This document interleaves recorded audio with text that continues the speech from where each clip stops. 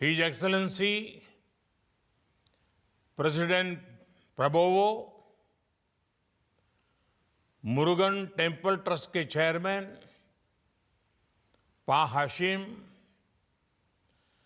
Managing trustee doctor Kobalan, dignitaries,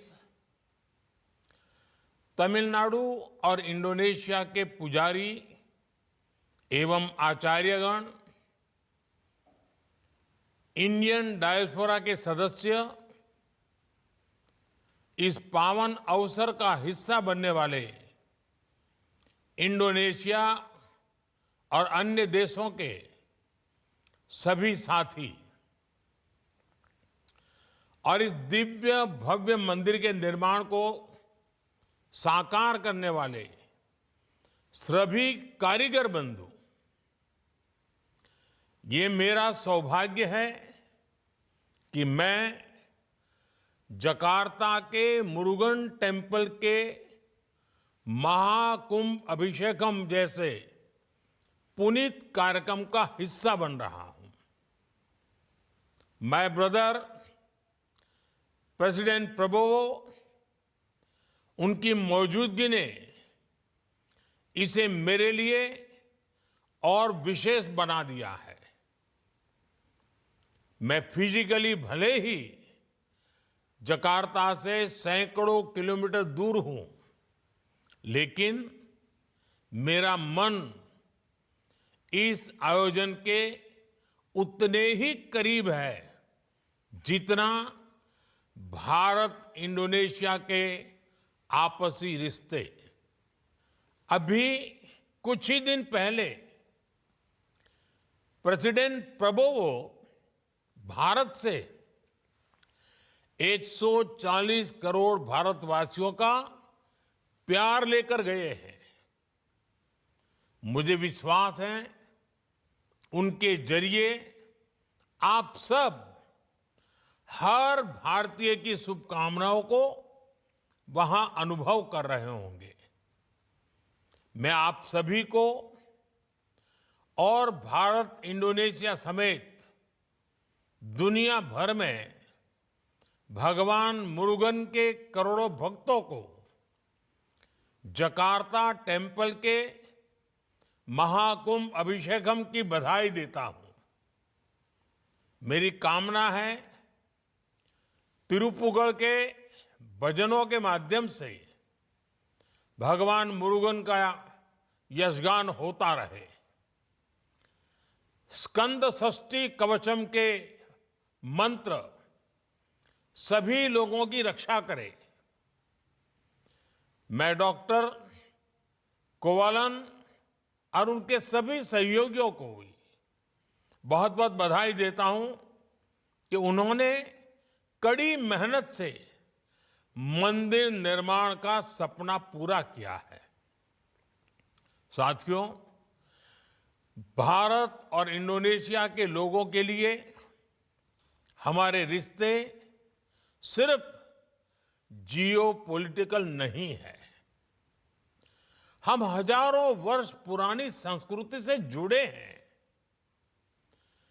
हम हजारों वर्ष पुराने इतिहास से जुड़े हैं। हमारा संबंध विरासत का है, विज्ञान का है, विश्वास का है। हमारा संबंध साझी आस्था का है, अध्यात्म का है। हमारा संबंध भगवान मुरुगन और भगवान श्री राम का भी है और हमारा संबंध भगवान बुद्ध का भी है। इसलिए साथियों, भारत से इंडोनेशिया जाने वाला कोई व्यक्ति जब प्रभानन मंदिर में हाथ जोड़ता है तो उसे काशी और केदार जैसी ही आध्यात्मिक अनुभूति होती है। जब भारत के लोग काकाविन और सेरात रामायण के बारे में सुनते हैं तो उनमें वाल्मीकि रामायण, कंब रामायण और रामचरितमानस जैसी ही भावना जगती है।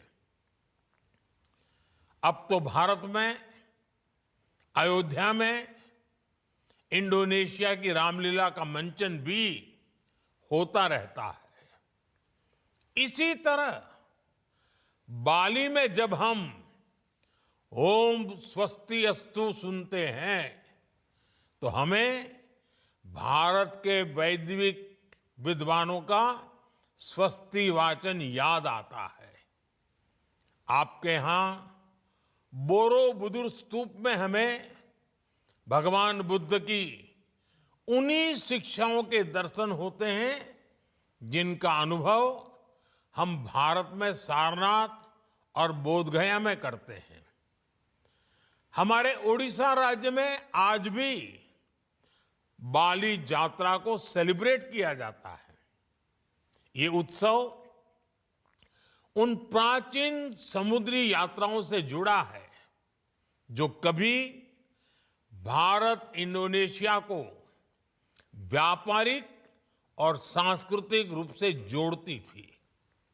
आज भी भारत के लोग जब हवाई यात्रा के लिए गरुड़ इंडोनेशिया में बैठते हैं तो उन्हें उसमें भी हमारी साझा संस्कृति के दर्शन होते हैं।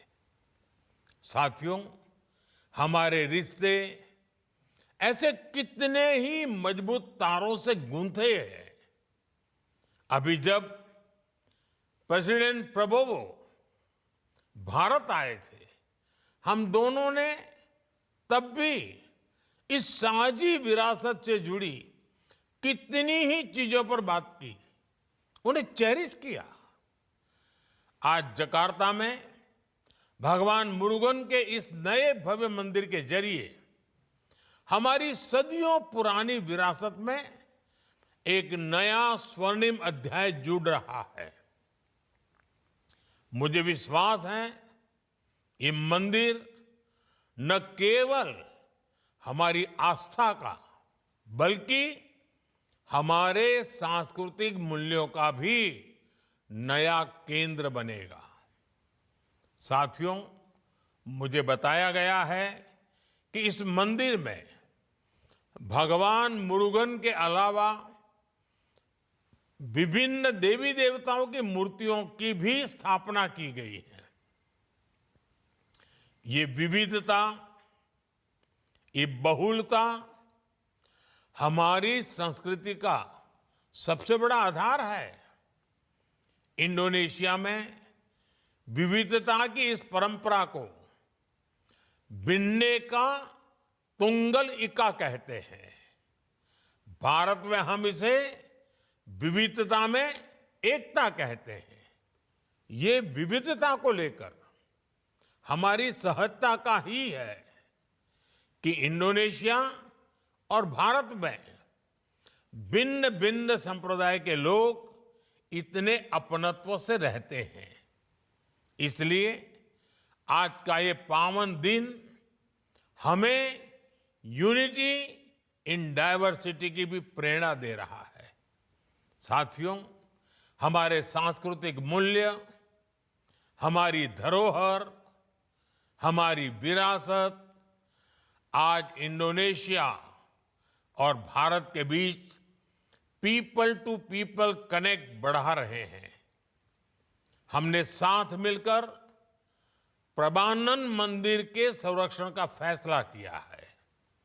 हम बोरोबुदुर बौद्ध मंदिर को लेकर अपनी साझी प्रतिबद्धता प्रकट कर चुके हैं। अयोध्या में इंडोनेशिया की रामलीला का जिक्र अभी अभी मैंने आपके सामने किया। हमें ऐसे और कार्यक्रमों को बढ़ावा देना है। मुझे विश्वास है प्रेसिडेंट प्रबोवो के साथ मिलकर हम इस दिशा में और तेजी से आगे बढ़ेंगे।